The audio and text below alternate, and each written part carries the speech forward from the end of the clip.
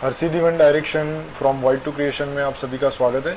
केंद्रीय विद्यालय संगठन में शुरू हो गए क्लास 1 के एडमिशन में अब तक हमने रजिस्ट्रेशन कैसे करते हैं उसके बारे में देखा था, जिसका वीडियो लिंक आपको राइट अपर कॉर्नर में एवं डिस्क्रिप्शन बॉक्स में भी दिख रहा होगा, वहाँ से भी आप देख सकते हो उसका लिंक। आज हम रजिस्ट्रेशन में एप्लीकेशन फॉर्म कैसे फिल करेंगे उसके बारे में देखेंगे। तो सबसे पहले किसी भी वेब ब्राउज़र में आप kvonlineadmission.kvs.gov.in आप वेब लिंक ओपन करोगे तो ये लिंक, ये जो वेब पेज है वो आपको दिखाई देगा। वहाँ पर जाके आपको लॉगिन पर क्लिक करना है। अगर आप रजिस्ट्रेशन के बाद कंटिन्यू कर रहे हो तो ये पेज जो है वो डायरेक्ट आपके सामने खुल जाएगा।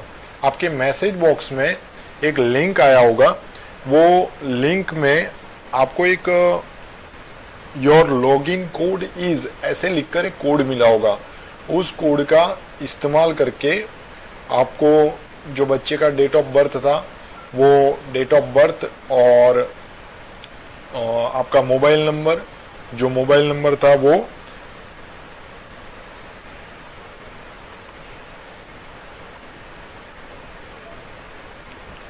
और जो कैप्चा कोड दिया हुआ है वो कैप्चा कोड आपको एंटर करना है। ये करते ही आपका जो एप्लीकेशन फॉर्म है वो खुल जाएगा। अगर आपने कोई गलत इन्फॉर्मेशन दी होगी तो यहाँ पर थोड़ा सा आपका इश्यू हो सकता है, तो फिर से एक बार आप चेक कर सकते हो। यहाँ पर जो भी आपने इन्फॉर्मेशन पहले दी है उसमें आप कुछ भी एडिट नहीं कर सकते। नया जो है उसमें आपको जेंडर, जो बच्चा है वो मेल है या फीमेल है। यहाँ पर अगर do not belong to low income group में नहीं आ रहा है तो वो यहाँ से आप कैटेगरी और ब्लड ग्रुप करके कंटिन्यू करोगे। अगर आप EWS में आ रहे हो या फिर BPL बिलो पॉवर्टी लाइन में आ रहे हो तो इन दोनों ऑप्शन में आपको दोनों, जो अगर EWS है या फिर BPL है, दोनों में से जो भी है उसका सर्टिफिकेट नंबर यहाँ राइट करना है, वो कब इश्यू हुआ था उसकी डेट और किसके द्वारा इश्यू किया गया है, तहसील डेवलपमेंट ऑफिसर या फिर मामलतदार सर या जो भी है जिनके द्वारा आपको ये सर्टिफिकेट मिला है, वो ऑफिस अथॉरिटी का नाम लिखना है। आप कौन सी कैटेगरी में आते हो, जैसे कि मैं यहाँ पर do not belong to income group वो वाला कर देता हूँ। और यहाँ पर कैटेगरी, कास्ट कैटेगरी ऐड करनी है, जनरल है, SC है, ST है, जो भी है वो आपको सिलेक्ट करना है। उसके बाद आपको आपका ब्लड ग्रुप सिलेक्ट करना है जो भी है और नेक्स्ट क्लिक कर देना है। तो ये हो गई आपकी बेसिक इन्फॉर्मेशन। बेसिक इन्फॉर्मेशन के बाद आपको पेरेंट की इन्फॉर्मेशन देनी है, जिसमें पहले मदर की इन्फॉर्मेशन है तो मिसेज या लेट, अगर आपके जिंदा है बहुत ही अच्छी बात है, लेकिन अगर जो बच्चे की माता जी है वो ऑफ है, डेथ है तो लेट करेंगे, अगर नहीं है तो मिसेज करके आप जो मदर है उनका पूरा नाम लिखेंगे। जैसे कि मैं यहाँ पर मदर नेम ही लिख रहा हूँ। यहाँ पर आप अपनी नेशनैलिटी, और ये जो ऑप्शन है वो ऑप्शन आपको इसलिए दिया गया है कि जो मदर में आप नीचे एड्रेस डालोगे वो फादर में सेम ही है या नहीं है। अगर सेम है तो यहाँ पर यस क्लिक करते ही जो भी यहाँ पर लेफ्ट में इंफॉर्मेशन डालोगे वो राइट में ऑटोमेटिक होती जाएगी। अगर मदर और फादर का एड्रेस अलग अलग है तो आपको यहाँ नो करके दोनों का अलग अलग फिल करना है। मैं यहाँ पर यस करके दोनों का सेम है ऐसा सोच के कर रहा हूँ। कंट्री में अपनी इंडिया हो जाएगी, अदर कंट्री से है तो भी आप अप्लाई कर सकते हो।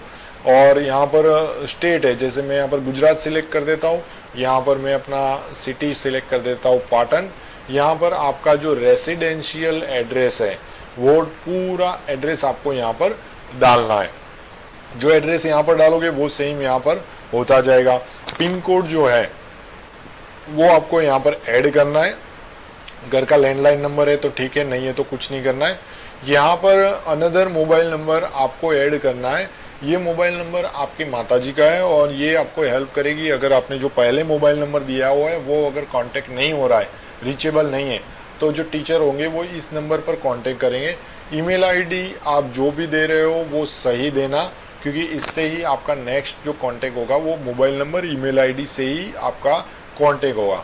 ऑक्यूपेशन जो है, ऑक्यूपेशन में याद रखिएगा गवर्नमेंट एम्प्लॉई है तो यहाँ पर हम गवर्नमेंट एम्प्लॉई लिखेंगे और जो भी उनकी डेजिग्नेशन है वो भी यहाँ पर लिख सकते हो, जैसे कि असिस्टेंट टीचर है या जो भी है। यहाँ पर गवर्नमेंट एम्प्लॉय की जगह टीचर भी लिख सकते हो। जो भी उनका ऑक्यूपेशन है वो यहाँ पर लिखोगे। डॉक्टर है, प्राइवेट जॉब करता है तो प्राइवेट जॉब भी लिख सकते हो। ऑर्गेनाइजेशन का नेम, तो ऑर्गेनाइजेशन का जो नेम है वो याद रखना, जैसे कि टीचर है तो यहाँ पर हम लिख देंगे स्कूल का नाम, जो भी स्कूल का नाम हो वो यहाँ पर हम लिख सकते हैं। जैसे मैं यहाँ पर किसी स्कूल का नाम लिख रहा हूँ, और अगर एजुकेशन डिपार्टमेंट लिखते हैं तो भी सही है, क्योंकि आप एजुकेशन डिपार्टमेंट से जुड़े हैं। अगर माताजी जुड़ी है तो माताजी का लिखना है, अगर पिताजी जुड़े हुए हैं तो पिताजी का लिखना है, जो भी है दोनों है तो दोनों का लिखना है। यहाँ पर जो भी इंफॉर्मेशन फिल कर रहे हो उससे आपकी कैटेगरी फिक्स होगी, उसी से ही आपका एडमिशन फिक्स होगा। अगर यहाँ पर आप गलत इंफॉर्मेशन देते हो तो केंद्रीय विद्यालय संगठन आपका एडमिशन होने के बावजूद भी आपका कैंसिल हो सकता है गलत इंफॉर्मेशन के बाद। तो जो भी यहाँ पर इंफॉर्मेशन फिल कर रहे हो वो 100% श्योर और परफेक्ट होनी चाहिए। यहाँ पर वैसे ही आपको पिताजी का करना है, और पिताजी में भी सेम है मिस्टर, और अगर लेट है तो। और फादर का जो नेम है उसमें आप फादर का नाम लिखेंगे बच्चे का। नेशनलिटी में हम इंडियन है तो इंडियन ही लिखेंगे, अदर है तो अदर भी कर सकते हैं। यहाँ पर आपने यस किया हुआ है तो यहाँ पर नहीं आएगा, अगर नो करोगे तो यहाँ पर भी आपको इन्फॉर्मेशन फिल करनी पड़ेगी। ओके, उसके बाद मोबाइल नंबर अगर दोनों का सेम दे देते हैं तो भी कोई इश्यू नहीं है, ठीक है। और अगर अलग अलग दे रहे हो तो भी कोई इश्यू नहीं है। यहाँ पर ईमेल आईडी भी सेम करना है, जो भी मदर और फादर का ईमेल आईडी। आपको ध्यान रखना है कि अगर आपका पर्सनल नंबर, अगर जो पहले नंबर दिया वो कांटेक्ट में नहीं है तो टीचर इसी नंबर से कांटेक्ट करेंगे, तो ये सही ही देना है। यहाँ पर ऑक्यूपेशन में आप जो भी गवर्नमेंट एम्प्लॉई या पुलिस या फिर टीचर जो भी है वो आप यहाँ पर दे सकते हो। यहाँ पर ध्यान रखना जो ऑर्गेनाइजेशन है वो ऑर्गेनाइजेशन का जो नाम है वो आपका सही होना चाहिए, क्योंकि आपका एडमिशन कैटेगरी बेस्ड होगा और कैटेगरी में यही काउंट होगा। अगर इसमें गलत भर दिया तो आपका एडमिशन कैंसिल भी हो सकता है, जैसे मैंने बताया है। नेक्स्ट जो थर्ड पॉइंट है, नेक्स्ट देते ही चॉइस ऑफ स्कूल आ जाएगा। इसमें चॉइस में ध्यान रखना, इसमें कम से कम हम 3 केंद्रीय विद्यालय को सिलेक्शन कर सकते हो जो अपने नज़दीकी हो, जहाँ पर आप जा सकते हो।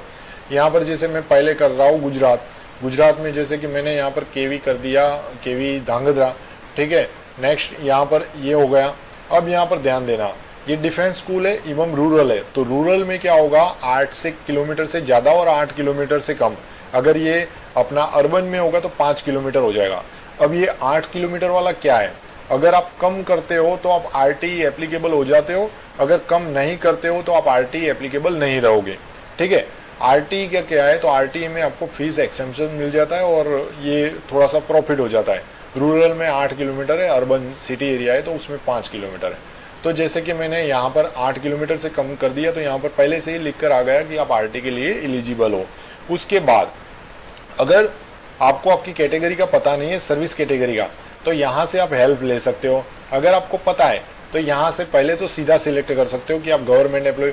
अब कैटेगरी क्या है, तो कैटेगरी के रिगार्डिंग भी हमने एक वीडियो बनाया हुआ है, जिसका जो डिस्क्रिप्शन में भी आपको लिंक मिल जाएगा, एवं राइट अपर कॉर्नर में आपको एक लिंक दिख रहा होगा, वहां से क्लिक करके इसके सारे जितने भी है बात वो आप समझ लीजिएगा और उसके बाद ही फॉर्म भर लीजिएगा आप कौन सी कैटेगरी में आते हैं। अगर कैटेगरी गलत आपने फिल कर दी तो वहां पर भी आपका एडमिशन कैंसिल हो सकता है। ओके, अगर आपको कैटेगरी का पता नहीं है तो यहाँ पर एक प्रोविजन दिया जा रहा है, उसमें से जैसे कि आप कौन से एम्प्लॉयर किस में हो तो वो भी सिलेक्ट कर सकते हो। फार्मर हो, कोई गवर्नमेंट एम्प्लॉई हो या फिर कोई डिपार्टमेंट से हो, तो यहाँ पर आप जैसे ही सिलेक्ट करोगे तो वो खुद में खुद अपनी कैटेगरी सिलेक्ट कर देगा।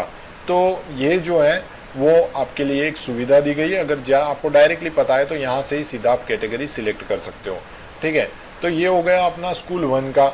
अब किसके, फादर के बेस में, अगर दोनों गवर्नमेंट है तो यहाँ पर ऑप्शन दे रहे हैं फादर के बेस पर आप एडमिशन ले रहे हो या मदर के बेस पर एडमिशन ले रहे हो।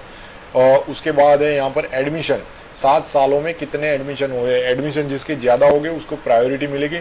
यस देते हो तो एडमिशन की ट्रांसफ़र की सारी इन्फॉर्मेशन भरनी है, कौन से ऑफिस में काम करते हो, कब ज्वाइन किया था, कब रिलीज़ किया था, तो आपका जो ट्रांसफ़र हुआ वो ऑफिस क्या है, इसमें कितनी दूरी है, कितने आपके ट्रांसफ़र ऑर्डर नंबर, ये भी कर सकते हो ऐड करके, और भी ऐड कर सकते हो।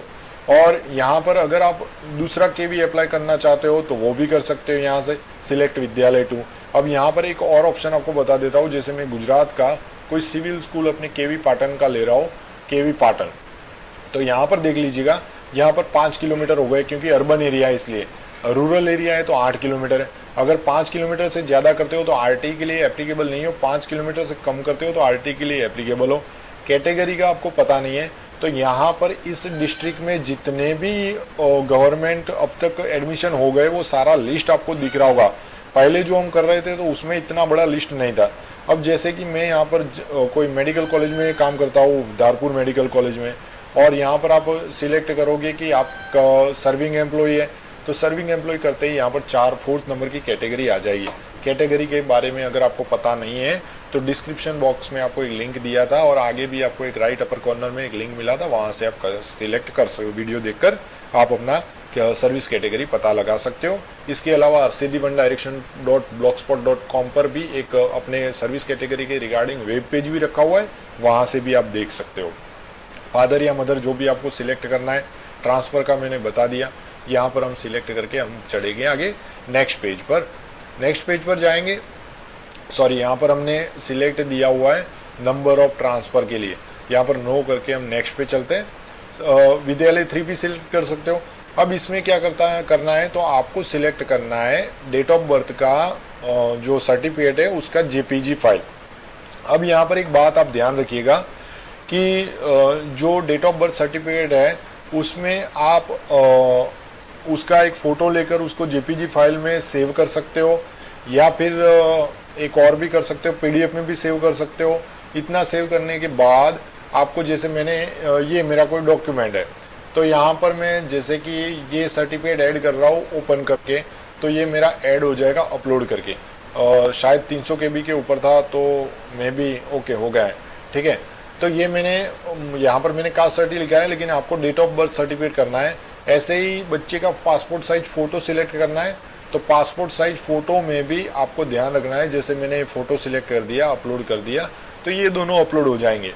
तो अब बात यहाँ पर आएगी कि आपको दोनों केवी में जब आपका एडमिशन हो जाता है उस टाइम आपको ये सारे डॉक्यूमेंट, जैसे कि डेट ऑफ बर्थ सर्टिफिकेट है, फिर फ़ोटो है, एड्रेस प्रूफ है, यहाँ पर कास्ट सर्टिफिकेट है, आपका गवर्नमेंट सर्विस सर्टिफिकेट है, तो ये सारे डॉक्यूमेंट आपको रेडी रखने होंगे। जब आपका एडमिशन होगा तब आपको स्कूल को दिखाना है। फिर हम कर देंगे नेक्स्ट। यहाँ पर हमने सारी इन्फॉर्मेशन जो थी वो सही भर दी है। कृपया एक ध्यान रखिएगा कि केंद्रीय विद्यालय संगठन एक बहुत ही रेप्यूटेड इंस्टीट्यूट है, इसमें एडमिशन लेना बहुत ही बड़ी बात है, बहुत ही ज़बरदस्त कंपटीशन होता है। तो एक आपकी छोटी सी गलती आपका एडमिशन कैंसिल कर सकती है, जैसे कि डेट ऑफ बर्थ में मिस्टेक, नाम में मिस्टेक, या फिर सर्विस कैटेगरी में मिस्टेक।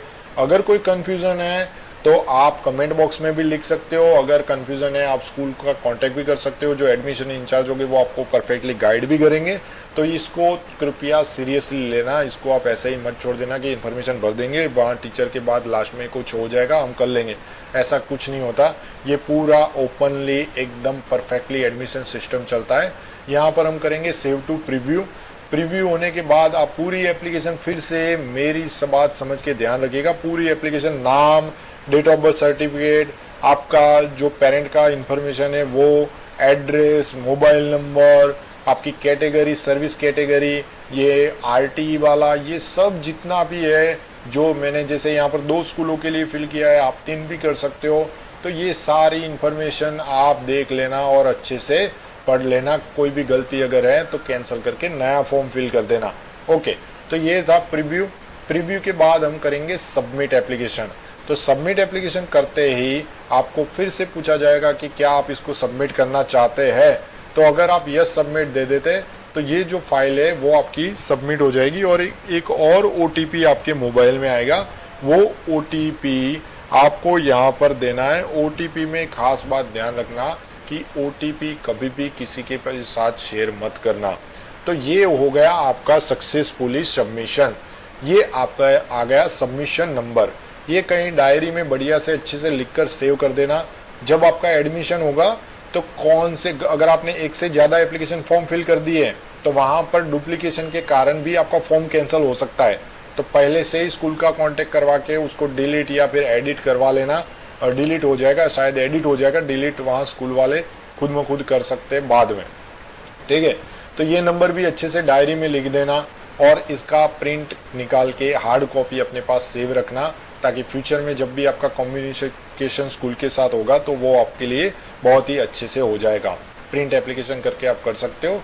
ये आपका वीडियो था, how to apply for the admission in class 1 in Kendriya Vidyalaya संगठन। आज का वीडियो देखने के लिए आप सभी का बहुत बहुत धन्यवाद।